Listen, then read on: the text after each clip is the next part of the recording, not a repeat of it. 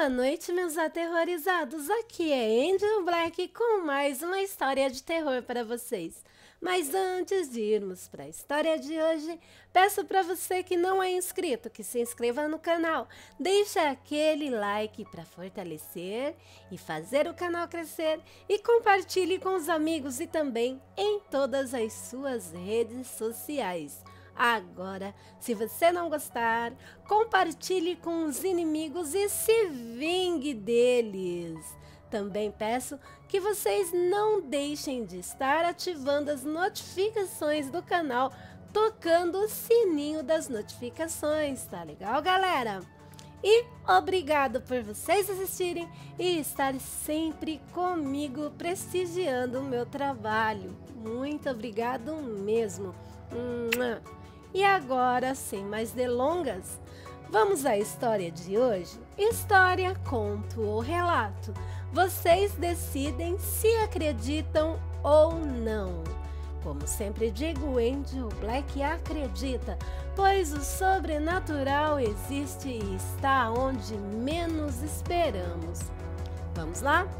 A história de hoje é A Triste História de Inês e o Lobisomem.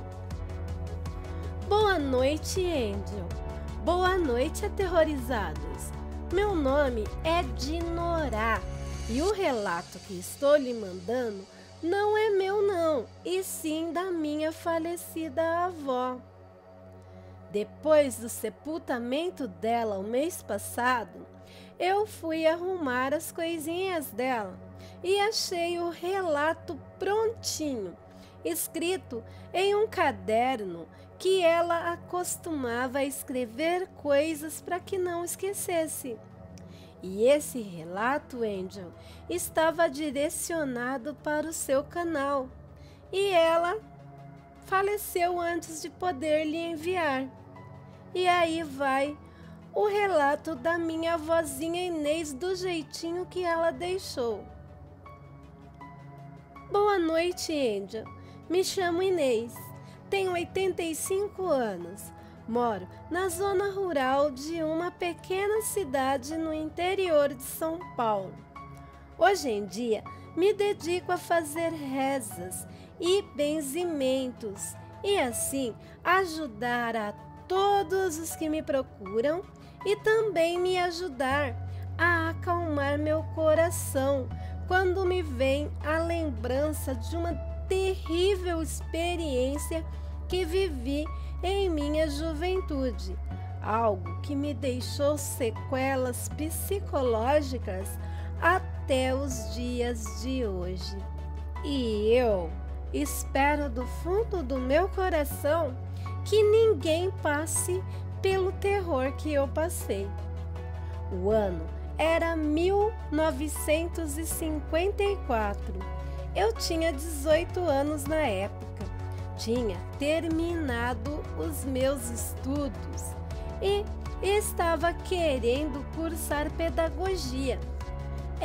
Primeiro eu teria que convencer meu pai, o velho Nicanor, fazendeiro turrão, ligado exageradamente às tradições e os bons costumes, mas eu tinha algo a meu favor.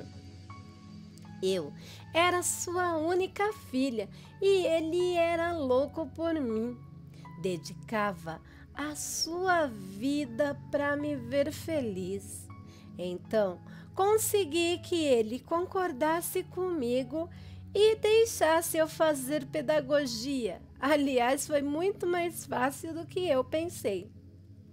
Então, saí da minha casa na fazenda e fui para a capital. Eu ficaria na casa de uma tia, irmã do meu pai, aliás, a única irmã dele, enquanto eu estivesse fazendo o curso. Só que eu mal comecei o curso, comecei a ter problemas na casa da minha tia.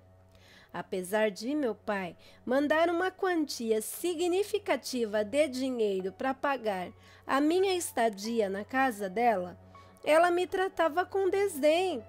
Toda vez que eu ia comer alguma coisa naquela casa, ela me olhava feio. E para piorar, notei que o marido dela também me olhava com um jeito muito estranho. Um certo dia, ele foi me buscar na faculdade e no caminho de casa, ele veio cheio de gracinha para o meu lado. Ele dizia que minha tia não gostava de mim porque eu era muito bonita, jovem e que, na verdade, ela tinha razão, pois eu era uma tentação constante para ele naquela casa. Fiquei horrorizada com essas palavras e o repudiei, dizendo que eu era menina de família e que não queria atrapalhar a vida de ninguém.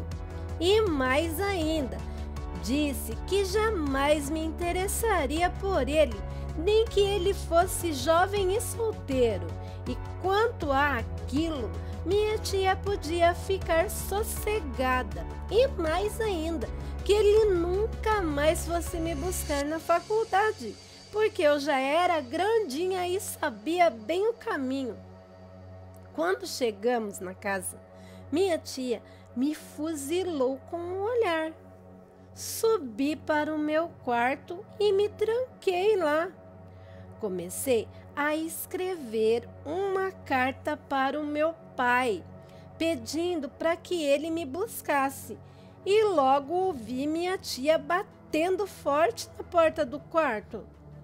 Quando eu abri, ela já entrou no meu quarto feito um furacão e me deu um violento tapa no rosto e disse para que eu deixasse de ser sem vergonha e deixasse o marido dela em paz. Eu comecei a chorar e tentar explicar para ela que eu não tinha feito nada para causar transtorno ao casal, que eu até mesmo tinha dito umas verdades ao marido dela. E o maldito lá de baixo, ouvindo a discussão, subiu até meu quarto e disse a ela aos berros e olhando para mim. Ele disse que eu era uma sonsa, que desde o dia que eu tinha chegado naquela casa, que eu tinha ficado dando em cima dele e que ele só não fez nada comigo porque ele não quis, pois eu era uma descarada. Minha tia, então, veio para cima de mim e começou a me enforcar com muita força. Comecei a me debater e a ficar sem ar, até que tudo se apagou. E aí é que as coisas começaram a ficar estranhas. Eu comecei a ver meu corpo no chão e via eles conversando em volta sobre como dar fim no meu corpo, fazer parecer que eu tinha sido vítima de um assalto ou coisa parecida, de que minha morte já era meio caminho andado para ela herdar tudo que o meu pai tinha, e entre outras conversas absurdas que eles ficavam falando. Eles me enrolaram em uma coberta e me colocaram na carroceria de uma caminhonete. Andaram alguns quilômetros e me jogaram em uma ribanceira.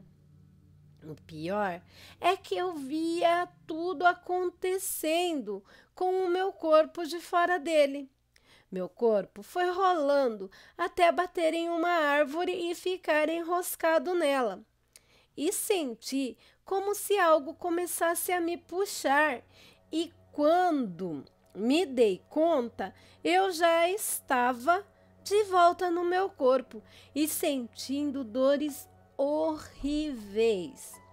Abri meus olhos e me dei conta que estava viva, mas não entendia como, pois eu tinha presenciado tudo do plano astral. Aquela noite estava muito fria, eu já não sentia mais meus pés e nem minhas mãos. Até mesmo As dores que antes estavam trucidantes estavam se amenizando. E assim o tempo foi passando. Foi quando ouvi passos vindo em minha direção. Era o maldito do marido da minha tia, que estava se aproximando. Fechei os olhos e deixei meu corpo o mais relaxado possível. Ele não podia perceber que eu estava viva. Eu estava apavorada. Ele foi se aproximando e ainda me lembro das palavras dele. E agora, garota? Quero ver você me rejeitar agora. Mesmo que você esteja morta, ainda assim vou ser o seu primeiro e derradeiro homem. Falando isso, ele foi se aproximando. Ele subiu o meu vestido e eu prendi a respiração. Eu estava com medo, nojo e repulsa daquele homem, mas também estava achando que ali seria meu fim.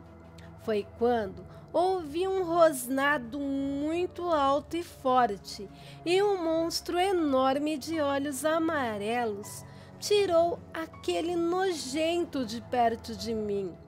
O ser tinha mais de 2 metros de altura. No começo, até pensei que se tratasse de um urso negro, mas depois percebi que o bicho parecia uma mistura de cão pastor alemão e homem. Aí foi que compreendi que aquele bicho, aquela fera, era um lobisomem, igual os das histórias que meu avô me contava. O bicho despedaçou aquele maldito muito rápido e de maneira muito atroz. Achei que também morreria ali, mas a fera ficou nas 4 patas e começou a me farejar. E depois deu um uivo muito alto e se foi na escuridão da noite. E depois de alguns instantes que a criatura sumiu, eu apaguei. Quando eu acordei, eu estava em uma casinha de madeira caindo aos pedaços, com um homem mais ou menos da idade do meu pai, rezando por mim e me benzendo, batendo com algumas ervas. Eu me assustei de início, mas aquele homem tão simpático me acalmou. Ele dizia que o filho dele tinha me encontrado enroscada em uma árvore, em uma ribanceira perto dali, muito machucada e desacordada. Me acalmei. Aquele homem me transmitia segurança, confiança, não sei explicar. Mas então contei tudo o ocorrido para ele. E ele me disse que assim que eu melhorasse, ele ia ver como poderia me ajudar a voltar para minha casa. Naquela mesma tarde, o filho dele chegou. Ele era engraxate e tinha mais ou menos a minha idade. E passava o dia fora trabalhando, pois o pai dele, o senhor que estava cuidando de mim, estava condenado a viver em uma cadeira de rodas. Aquele rapaz me disse que daria todo o dinheiro que ele tinha ganhado aquele dia para eu pagar minha passagem de trem, para eu poder voltar para minha casa, para minha família. Fiquei com eles mais 3 dias. Depois, peguei o trem e segui para o interior, para onde eu morava. Quando cheguei na minha cidadezinha, já era de madrugada. Depois, tive que andar por 3 horas a pé, até chegar na fazenda onde eu morava. Quando eu estava chegando, um peão do meu pai olhou para mim e começou a gritar, assustado, e saiu correndo. Aí eu chamei ele pelo nome. Ele parou, ficou me olhando meio ressabiado e aí ele me perguntou: "É você mesmo, menina Inês? Mas, então, você não morreu?" Expliquei a ele o que tinha acontecido comigo e ele então me acompanhou até minha casa. Chegando lá, encontrei meus pais em prantos que correram me abraçar e não paravam de chorar, pois minha tia já estava lá e tinha contado a eles que eu tinha sido morta por uma fera e que o marido dela também tinha morrido tentando me salvar. Desmente a história daquela falsa. Olha como ela pôde inventar aquilo. E meu pai, quando viu a verdade, expulsou ela dali debaixo de reiadas. Eu acho que ele deu mais reiada nela do que ele já tinha dado em cavalos em toda a vida dele. E nunca mais tivemos notícia da dita cuja. Meu pai mandou buscar o senhor que me ajudou e o filho dele também. Me apeguei muito a eles e com aquele senhor mais ainda. Aprendi com ele a benzer pessoas e a fazer rezas. Depois que eles chegaram para morar na fazenda, toda a lua cheia nós ouvíamos uivos na mata e às vezes barulho de um animal enorme correndo pelas redondezas, mas nunca houve nenhum ataque a animais ou a pessoas de nenhuma das propriedades dali.